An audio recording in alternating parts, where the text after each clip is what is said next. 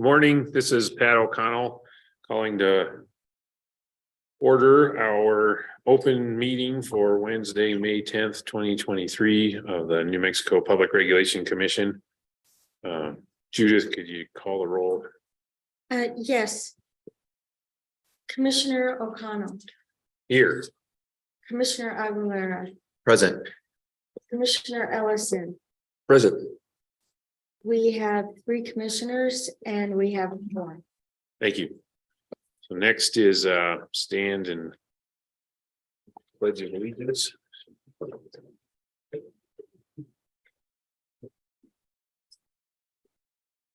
I pledge allegiance to the flag of the United States of America and to the republic for which it stands, one nation, under God, indivisible, with liberty and justice for all. And I salute the flag of the state of New Mexico, the Zia symbol of perfect friendship among the united cultures.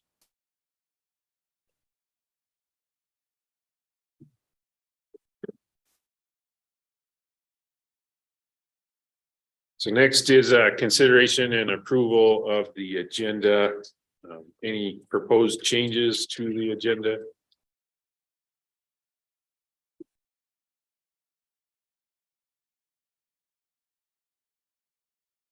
I don't have any changes. I don't have any changes either. Yeah, I was going to propose that we could table the discussion and potential action item for case 23-00049 UT. We put that on the agenda Friday morning, not knowing what the status of the hearing in that case was going to be by the time we got to today. The status is right now the hearing's in recess. It hasn't been concluded. And we've got a few bench requests for information out there that it's my understanding we haven't received the information yet. So I don't think we're in a position to make a decision there. If you wanted to leave it on there just to have a discussion, we can, but my suggestion would be let's go ahead and save that one for a future meeting. Sure, I would agree with that, especially in light of the fact that we're going to have a closed session on Friday to discuss in more detail. Then I'll move that we approve the agenda that was posted with the change being eliminate the agenda item in section 8, discussion and potential action for case 23-0049 UT Timber on Water Sanitation District Advice Notice 18 and 19.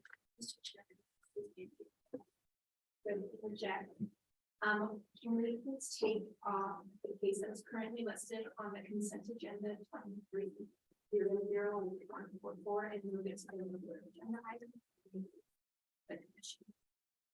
Okay. So yeah, so I made a motion. We've had discussion from the crowd that request to move a consent action item agenda. And frankly, I apologize, Erica, you told me that yesterday and I forgot it, but just move item 23-00144 transportation case from consent to regular. I think the reason for that is just the orders got proposed orders got kind of a compound thing in it, so it'd be worth talking about it before we approve it. So I could say my first motion failed because we didn't get a second, I guess. So new motion. I approve that, or I move to approve as an agenda for this meeting the agenda proposed with 2 changes. Move from consent action to regular action, case number 23-0144 TREN, and eliminate the item in with case 23-00049 UT. My second. Thank you. Commissioner Aguilera. Aye. Commissioner Ellison. Aye. Commissioner O'Connell. Aye. The agenda as modified is approved 3-0. And then I just have one more piece of business before we proceed with the agenda, and that is just recitation for a closed session that we had on April 27th. So here it goes. On April 27th, the commission met in executive session, which was closed pursuant to section 10-15-1H2, limited personnel matters. I affirm for the record that the matters discussed in that closed session were limited only to those specified in the agenda for that meeting, specifically discussion, interviews, and assessments of chief general counsel applicants. I further affirm that no official action was taken. Okay. So next, let's move to public comment. Hoping Hans is out there to help us with that. Good morning, Mr. Chair and Commissioners. We did receive one request for public comment from Mr. Rocky Backus. I am not seeing them listed on the online participants at the moment, however. So I will just do one call out, Mr. Rocky Backus.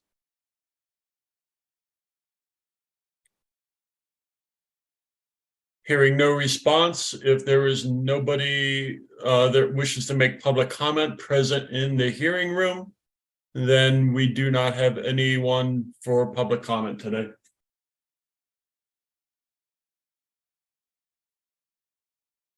Thank you. So let's move on to the consent agenda. Ms. Zamer, could you read the captions for the cases on the consent agenda? Yes. Just open.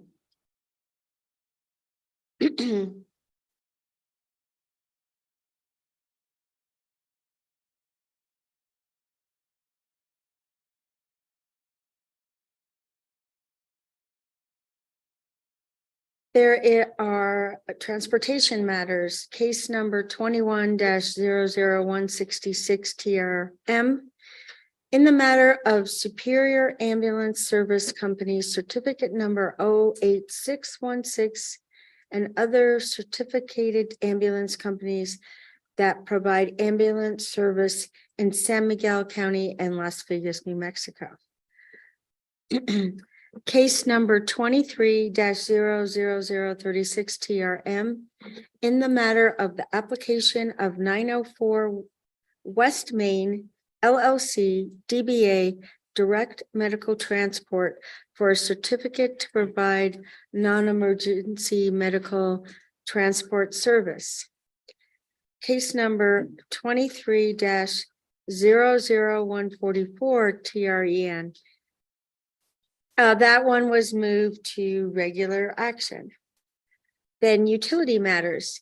Case number 22-00097 UT in the matter of applications for 2023 broadband program support from the State Rural Universal Service Fund as per 17.11.10.31 NMAC. And case number 23-00158 UT in the matter of the filing of the 2023 annual reports and related FCC filings by eligible telecommunications carriers.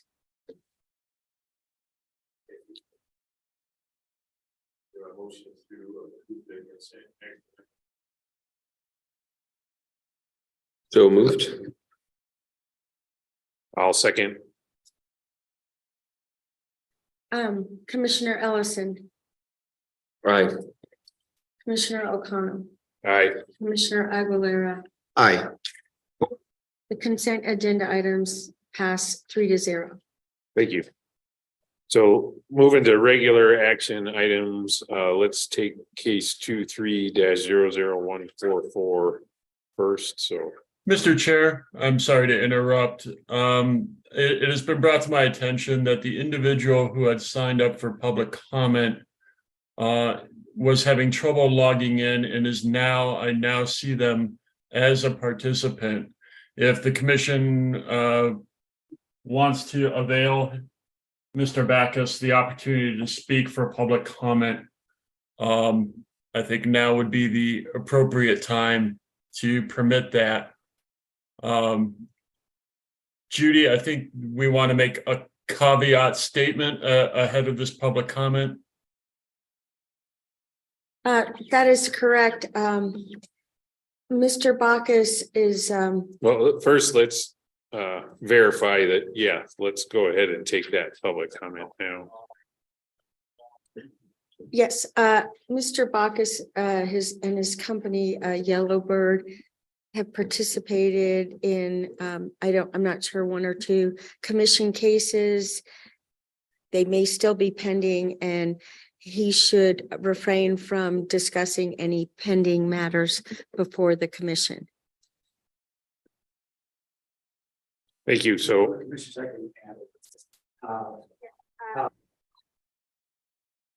as a president of Yellowbird Services, as you recall, he filed a motion with regard to his applications through Yellowbird for the community solar program. That has been disposed of, so that case is over. He, the application, I guess at this point, really, there is nothing left in the application process. So I believe we can hear his public comment. Thank you. yeah, please proceed, Mr. Bacchus, if you can hear us. Can you hear me? Yes. Okay, somehow there's getting a feedback on, I guess I get a repeat of whatever's just been said. Mr. Chair, Commissioners, ladies and gentlemen, my name is Rocky Bacchus of Yellowbird Solar. I've been installing solar in New Mexico since 1979 and have lived the growth in the solar market. Community solar started, community solar started as I guess I get a repeat of whatever's just been said. Mr. Bacchus, if you have the YouTube feed on, you might want to turn that off because that tends to create a lag in a feedback cycle. Yes, Mr. Bacchus, if you could mute your YouTube feed while you're speaking, we will be able to hear you much better. Okay, yeah, I closed that out. Can you hear me clearly now? Much better, thank you. So if I may, I'll start over. Mr. Chair, Commissioners, ladies and gentlemen, my name is Rocky Bacchus. I've been installing solar in New Mexico since 1979 and have lived the growth of the solar market. Community solar started as proposals for small community solar gardens for local communities. However, utilities objected and demanded utilities be allowed to compete for community solar. And so solar farms up to 5 megawatts were also allowed in the law. However, no one blatantly advocated eliminating competition from individual New Mexicans or schools. The present 200 megawatt community solar program is a pilot for about 5% of New Mexico's electric capacity, with over 2,000 megawatts in proposals. This pilot could lead to the majority of New Mexico's power coming from community solar, and it is vital that all types of community solar be evaluated, including aggregated community solar. Some utilities were allowed to compete, and since they asked not to administer or score the program, so the results would not be tainted by utilities choosing themselves. Each year, thousands of solar installations are done in P&M territory using the P&M online pre-application report to determine in advance if there's adequate feeder capacity available for the projects. The interconnection rules require a different process for applications over 2 megawatts. The online report is clearly most appropriate for pre-application reports where existing meters are in place and smaller connections are being made, such as in aggregated community solar. Our pre-application reports were timely submitted and used the same P&M online application reports we have been using to verify thousands of interconnections. Yesterday, Miana Campbell of Incline said the utility review group worked on pre-application reports after the bidding. For in-kind and the utilities who are competing for community solar applications to jointly eliminate higher scoring projects by adding pre-application report requirements, not in the RFP itself, change the process. Please understand that the pre-application report is not used to score any points, is not required for the actual size of the project, and provides no guarantee that the interconnection will be available after projects are selected. It's just a preliminary screening report. Yellowbird's pre-applications were the normal report size for the size interconnection proposed and were timely submitted. Therefore, I request the commission to consider the aggregated solar projects and the implications on future bidding so as not to eliminate bidders with things added after the projects are submitted. I thank you for your time and your consideration. Thank you. Thank you. Any further things to interrupt the agenda, Mr. Mueller? No, Mr. Chair, that was the only person registered for public comment today. Okay, thank you. All right, so we're back on regular action items. Case 23-00144.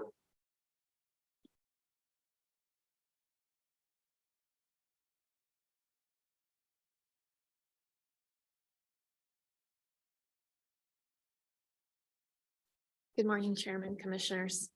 So this case came to the commission pursuant to transportation staff's petition to cancel warrants for failure to maintain insurance for 4 consecutive months. They petitioned for 10 separate companies to have their warrants canceled. And one warrant carrier came forward and disputes that they did not have insurance. That information came on Friday afternoon after I had provided the commission with an order. So I provided them with an alternative order on Monday. And after speaking with each of you individually, it seems like the alternative order is what's being presented in front of you for approval. The alternative order allows staff to cancel all the warrants they petitioned for except for Santa Fe Storage while we develop or gather more information regarding Santa Fe Storage's insurance. I will say that there will be some changes, edits, not to the substance, but to the form. I'm working with Commissioner Aguilera to change that, but the substance will remain the same to keep the docket open to address Santa Fe Storage, but to cancel the rest. So just make sure I understand it. We have started a process where folks who have not provided proof of insurance, we send them a notice, please provide insurance. Everyone who has not got on a list of companies whose warrants would be canceled. And then after that happened, we had one provide insurance. So what we're approving or what we're just discussing to approve is an order that cancels the warrants of everybody we have not heard from with insurance. And then we're still waiting to make the determination on the one more. That's right. Okay, thank you. Discussion or questions?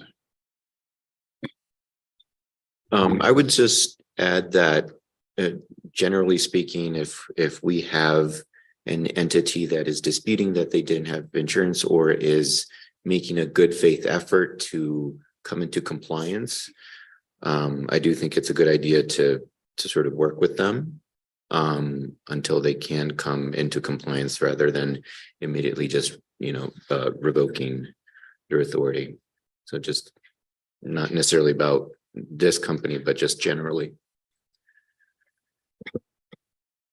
And I would just add, I understand, Ms. Stephans, the remedy for these transportation companies who have not, shown us, proof that they have insurance is after, their warrants are canceled, they can apply at any time to be reinstated as long as they provide proof of insurance. Sure. Yes, with a minor change. So warrant cancellations may apply for a new operating authority as opposed to operating authorities are separate, but they can ask to be reinstated, but that's a separate statute. Okay, they can apply for it. That's right. That's right.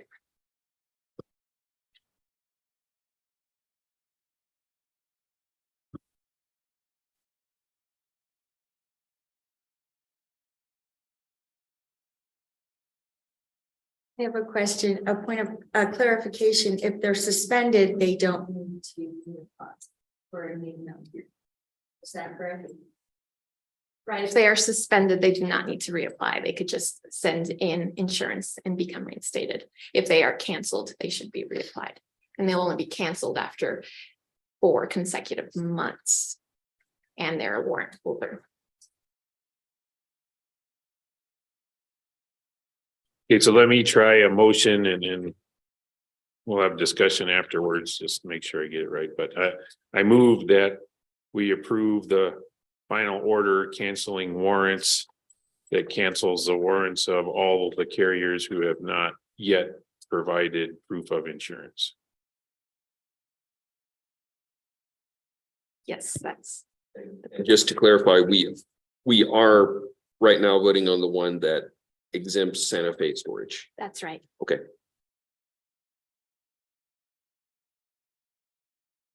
Any discussion? Second. Oh, well, second away, please. Okay. I second the motion. Any more discussion before we vote? Yeah, thank you for that presentation. I'm glad that we are measuring twice on this, where we cancel warrants. So, Commissioner O'Connell, aye. Commissioner Aguilera, Aye. Commissioner Ellison. Aye. The order passes 3-0. Thank you. So next item on the agenda is a proposed order and notice of public rulemaking in docket number 23-00156. Since you're already at the mic, take it away. Ms. Good. So this comes after staff's petition for rulemaking. And staff's petition comes in response to State Bill 485. That was enacted or that takes effect on July 1st, 2023. And staff's petition, and this order does 2 things. It makes a finding that emergency rule should be adopted, and it initiates a permanent rulemaking process. State Bill 485 allows transportation networking companies to provide non-emergency medical transports, and they could start providing those services on July 1st. An emergency rule is a rule that allows you to skip the procedures set out by the State Rule Act. But you may only pass an emergency rule if you make a finding, if the agency makes a finding that there is imminent concerns for public health, safety or welfare. This order finds that an emergency rule is required to define the requirements for a non-emergency medical transport service so that they don't exceed their medical capabilities in providing these medical transportation services, which they can start doing by July 1st. The caveat with emergency rules is that they are temporary. They only last 180 days or until a permanent rule replaces them. So this order simultaneously starts the permanent rulemaking adopting requirements. Thank you. Any questions or discussion? And just to clarify, by transport networking company, we mean Uber and Lyft and any similar companies that may be in existence? That's right. Transportation networking companies are companies that use digital networking applications to schedule rides.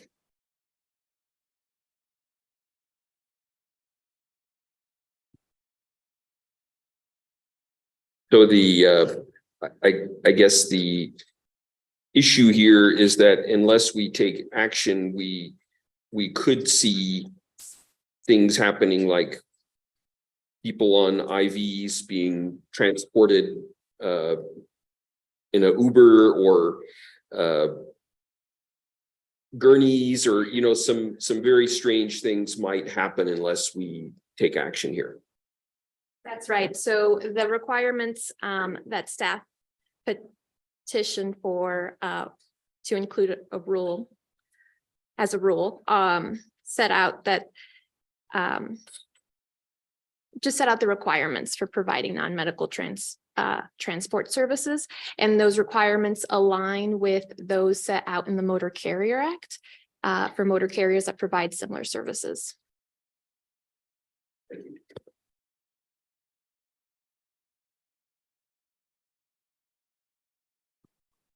Any further questions or discussion? Yeah, so I just want to clarify that there's this emergency rule being implemented, and then there is a NOPR being issued along with this. And can you state when we're asking for comments for the NOPR?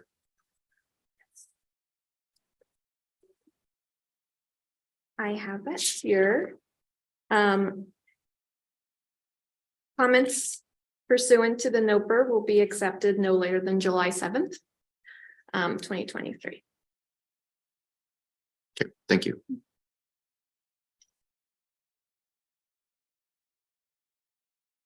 So seeing no further discussion, I will move to adopt the proposed action in this case. I second. Yes, Commissioner Ellison, Aye. Commissioner Aguilera, Aye. Commissioner O'Connell. Aye, The order passes 3-0. thank you. Okay, thank you.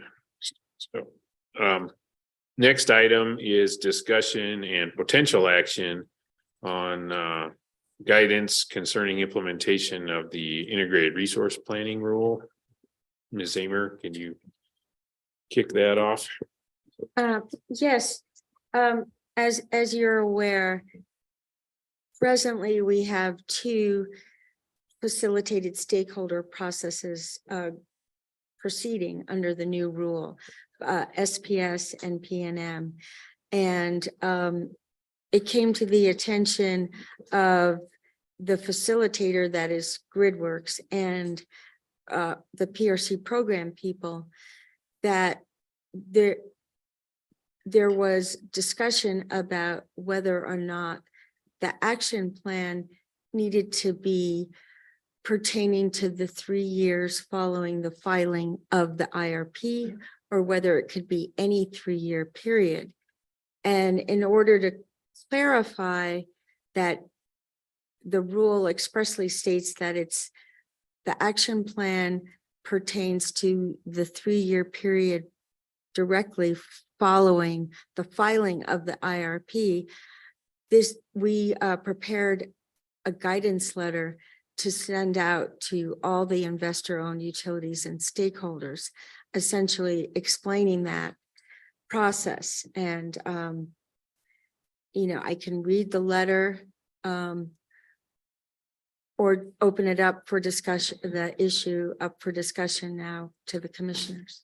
Yeah, we have the draft of the letter, so I don't think reading it is necessary unless. So I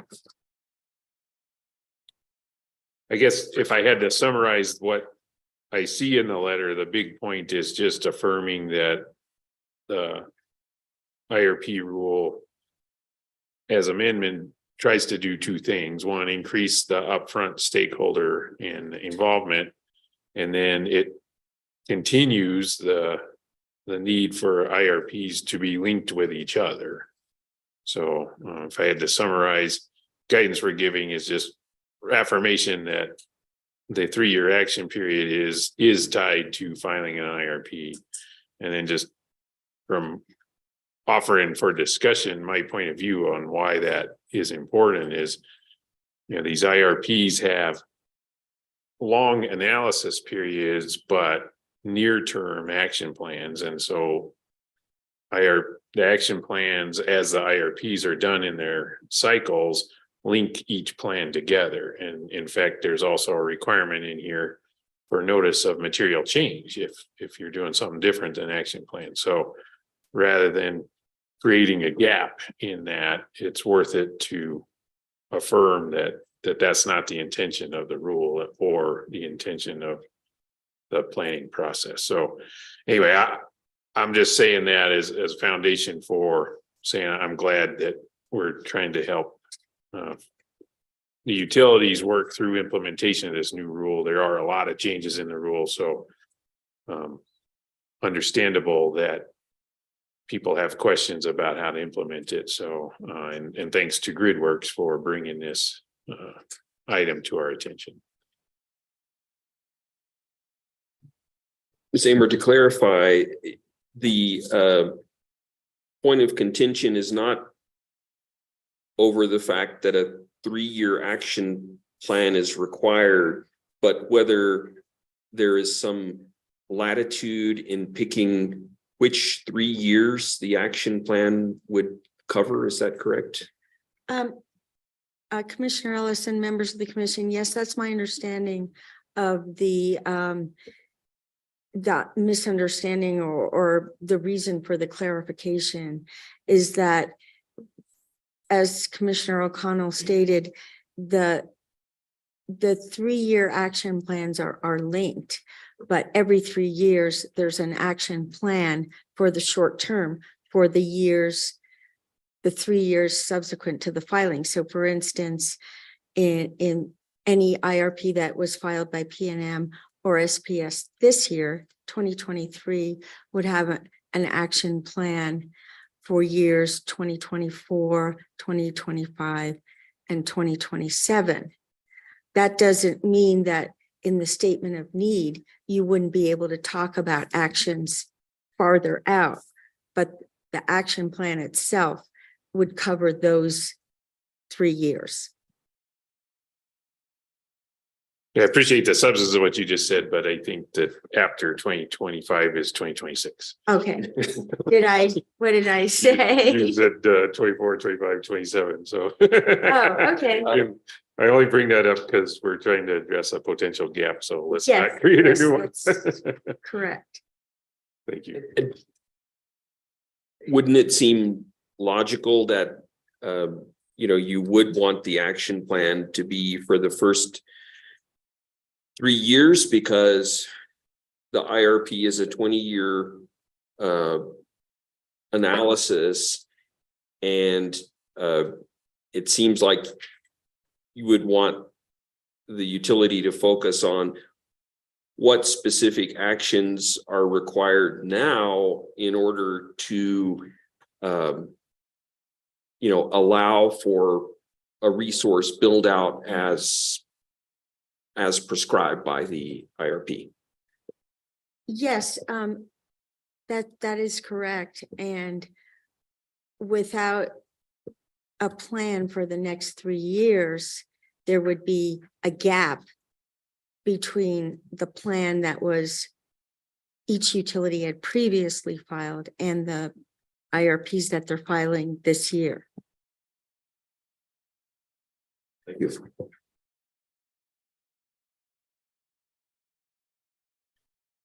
Okay, so then I guess next point of discussion would be, how do we want to proceed? We could let this conversation suffice. I guess I'm in the camp now where it's worth it to just put in writing as a letter I don't think we've said anything that's different than what the draft is in front of us. There's still a few typos and those kind of things, so the letter can be improved, so. I guess I'd propose that one of us just take the lead on finalizing the letter and you can send it out and sign it. And another Yes. question I have, should all three of us sign it, or do you want me to sign it as chair? Both, those are just questions that we can answer it now, then we can just go and get it done with it after this meeting's over. Potentially, we could just, approve the sentiment of the letter now and allow it to be, continued to be edited and, I think it would be fine if we agreed that that you as chair would sign it and send it out.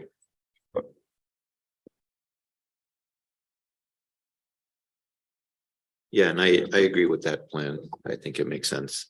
Okay.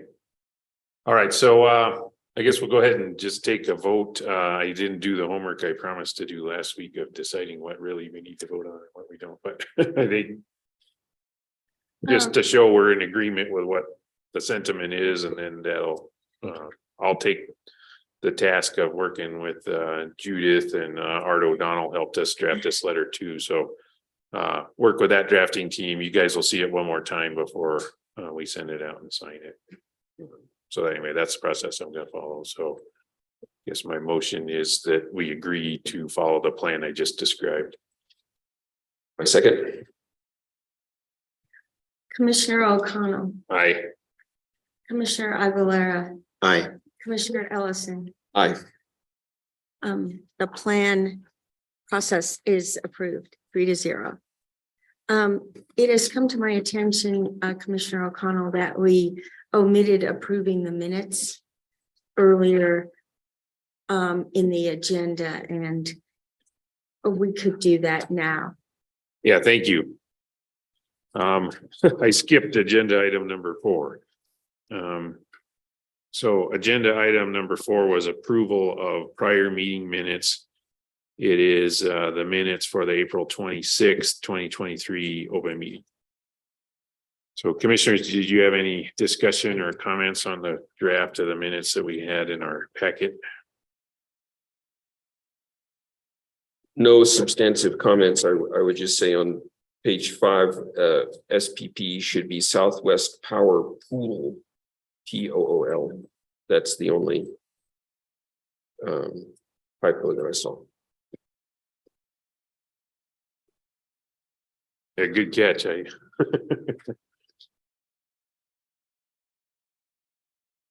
don't have anything additional. Okay, so I move that we approve the minutes with that one revision. I second. Commissioner O'Connell, Aye. Commissioner Ellison. Aye. Commissioner Aguilera. Aye. The agenda as so corrected is approved 3-0. Thank you. Does the chief of staff have anything you want to communicate, or do we have any questions for her?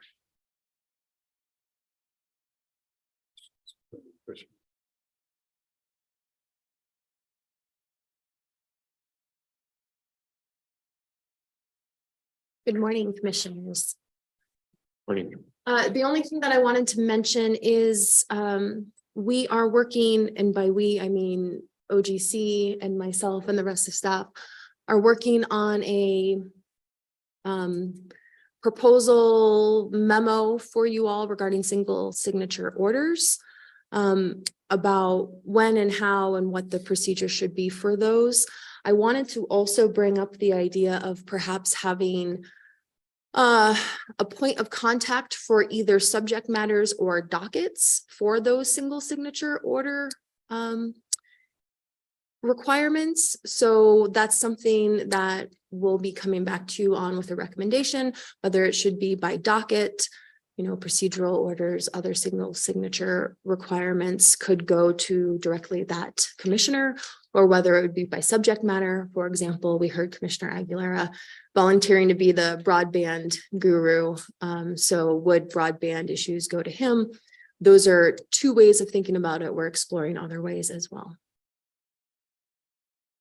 Thank you. I'll appreciate that because getting the email saying we need it signed to eat all three of us, then we either end up with all three of us working on it and only one of us signing it, or sometimes like, oh, well, I trust these two gentlemen will take care of it and maybe nobody signs. So either one of those outcomes is bad. So I'd appreciate and I understand there will be some details to think through on how to do that. Yeah, thank you. I agree that we need a clear process for, who's going to sign an order.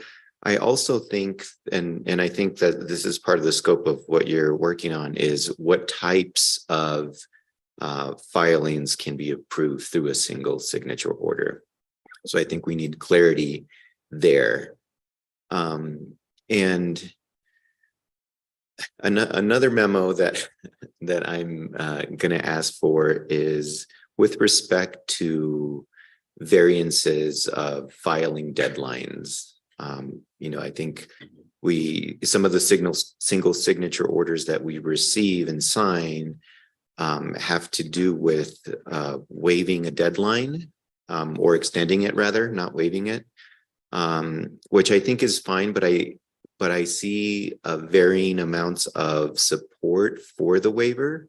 And I've already, talked to some advisory staff about this, but I think we need to have a clear standard that is communicated so that the waivers that we are receiving that are being requested have a certain level of support and explain the reason for the waiver. And that way we can ensure that as we're evaluating them, we're treating them equally, and sort of holding them to the standard that we would expect. So I think I think that it's part of, because, at some point we'll get another single signature order with a waiver. And so, I think we need to figure that out as well.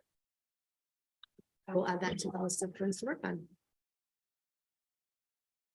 Great, thank you. Did you have any? Thank you. Next item on agenda is communications with commissioners. Let's go alphabetical order. So Commissioner Aguilera, do you have anything? I didn't write anything down, but I'm sure as you both are talking, I might think of something. Yeah, certainly. Commissioner Ellison. I guess just a few items. I wanted to mention that Ed Rilkoff and I had a discussion with the Sandia researcher last week on wildfire risk. They're putting together an effort to have within a GIS framework, a model that updates the fuel loads on a fairly frequent basis, because I guess when you get into the monsoon season, the amount of vegetation can increase quite rapidly. And then on top of that, they can lay over transmission lines and even distribution lines. And the idea is that this would be a tool that the utilities could use to assess wildfire risk. And I understand that last year, the commission did consider wildfire risk pertaining to rural electric co-ops, especially. I guess a lot of them do have service areas with a lot of vegetation, and where that would be a problem. So it's something that we can engage in, and think about, what role, the PRC may have in thinking about wildfire risk. I guess, on scheduling, I guess we can talk about scheduling on offline, but, I know we were considering having a session Wednesday afternoon, and I understand Commissioner Aguilera may have a conflict with that time, 3:30. If we were to hold our open meeting at 1:30, which would, mainly, I guess, accommodate my schedule, because I'll be in this in this class with New Mexico State, the rate class. So I guess one option is that we could have that executive session on Friday afternoon instead of Wednesday afternoon.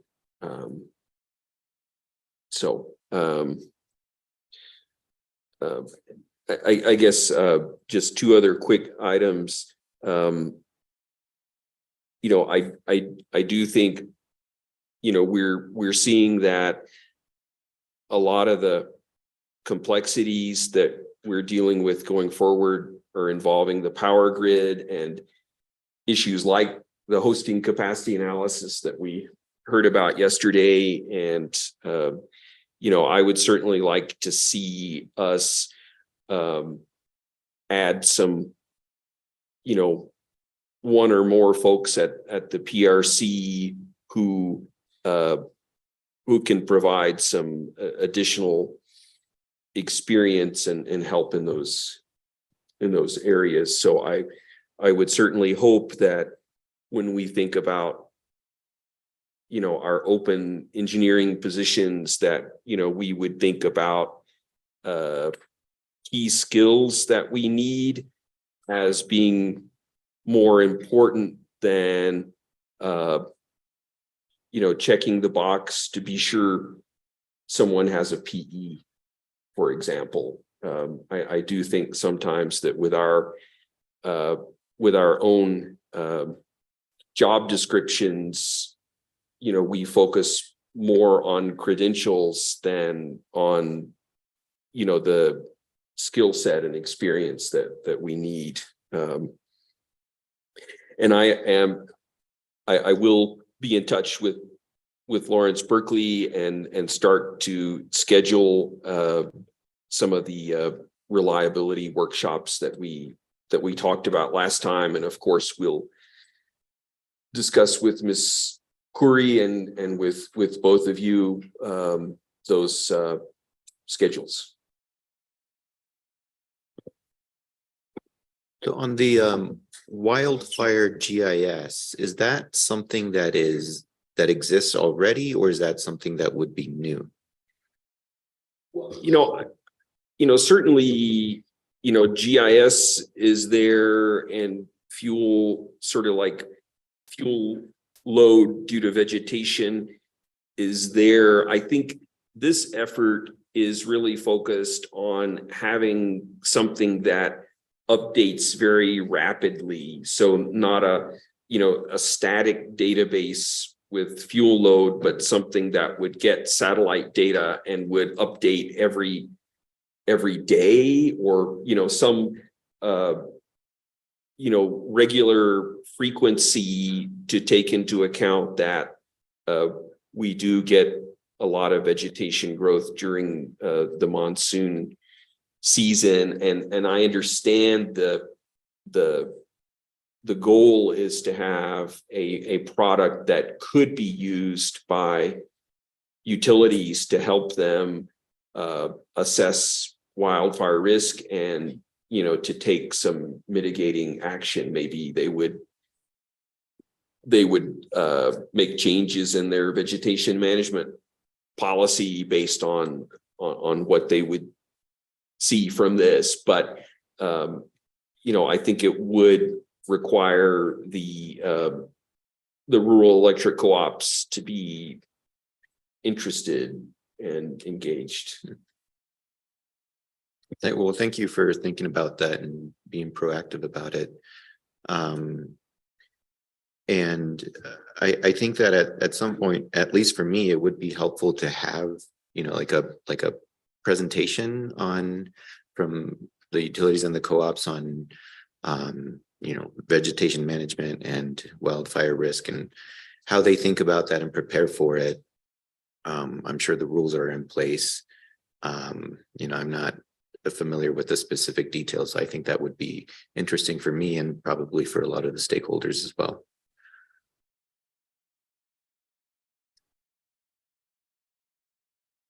If I may, Commissioner Aguilera, we do have an open docket of an inquiry.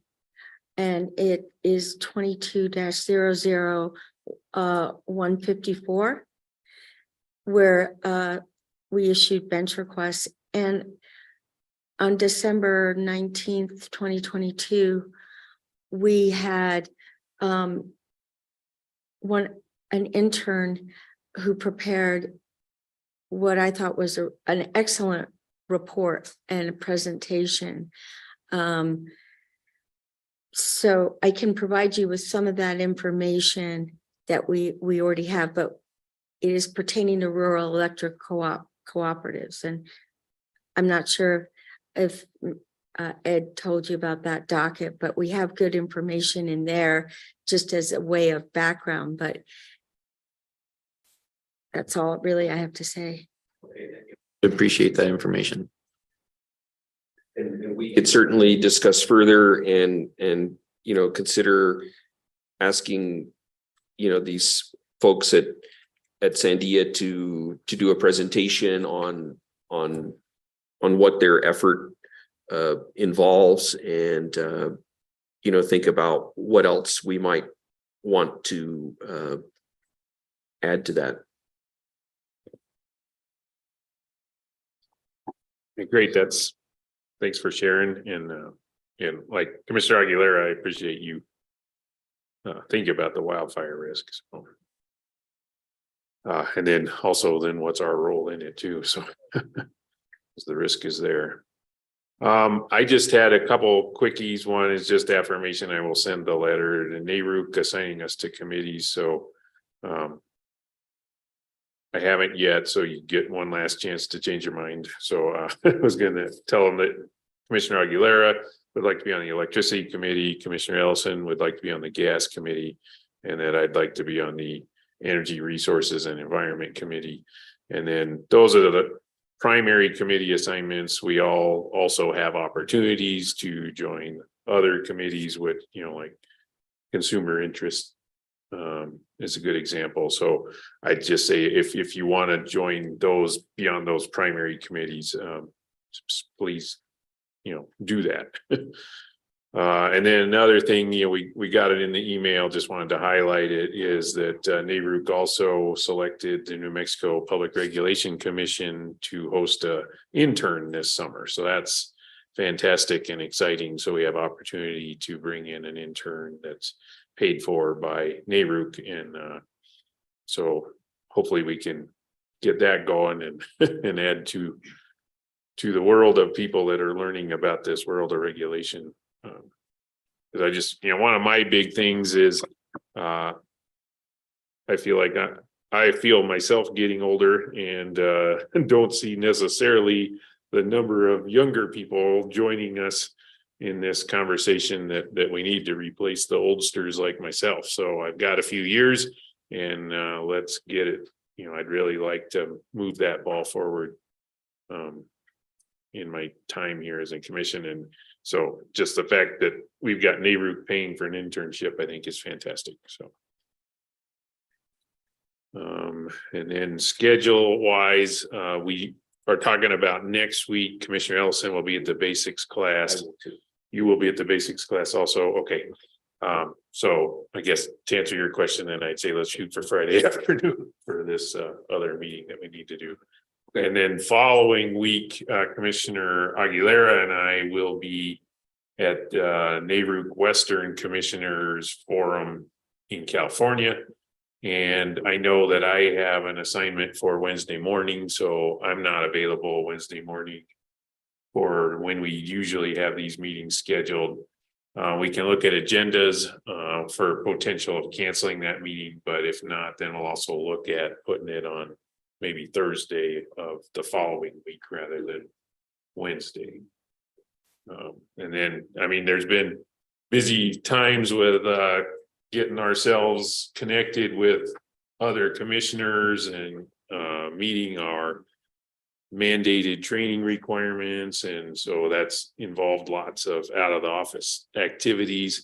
The basics class next week, I'm a huge proponent of people taking that. So we've just been busy with those kind of things, but I kind of feel like by the end of May, those will die down into more of a routine, regular schedule. And I'm saying that out loud mostly because I'm hoping that's true for my own sanity, because we've got a lot of work to do here too. So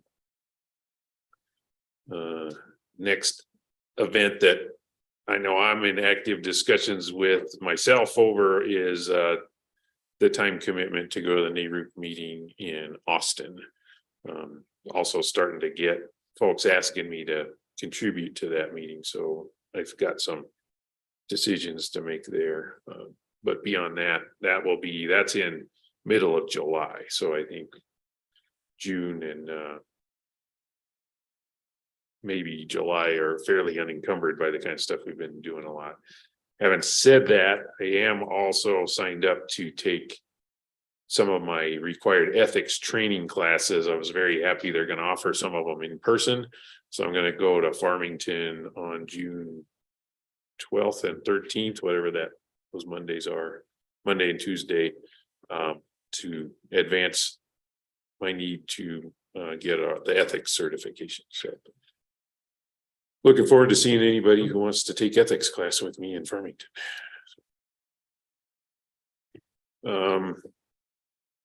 So did anything else occur to you guys while we were having this conversation, or going once, going twice? Commissioner O'Connell, I have a question. It sounds like are you planning on canceling next Wednesday morning's meeting? Next Wednesday morning meeting, we're gonna have to look at, I think that the idea was push it into Wednesday afternoon. Okay, Perhaps 1:30 as a suggestion Yeah, 1:30. on. And I think that'll be more important, especially because we might not have it the following week. right. And then that hopefully allows Commissioner Aguilera to meet his commitment Wednesday afternoon. We'll add the session that we're discussing potentially on Friday. Just and then Thank you. look at canceling or moving to Thursday, the meeting 2 weeks from now. Thank you. Yeah, and so I do have that meeting at 3 on Wednesday, and Jennifer is helping figure out if we can move that. It's with various parties, so it might be difficult to reschedule.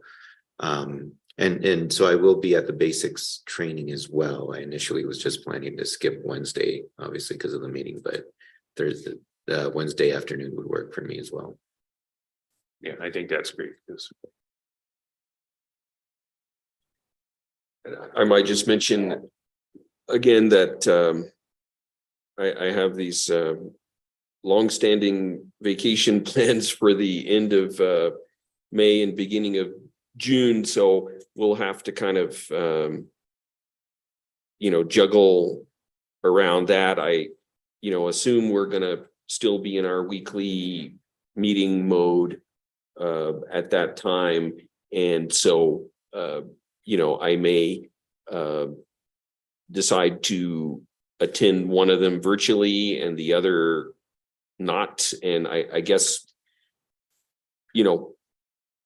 we'll just have to play that by ear. Yeah, thanks for that reminder, and I'm in favor of making sure you can take your vacation. So Yep, and then since you mentioned the weekly schedule, just wanted to update that I did receive a memo from staff, and I provided initial feedback, and they're working through some edits. And then hopefully those could be, finalized soon.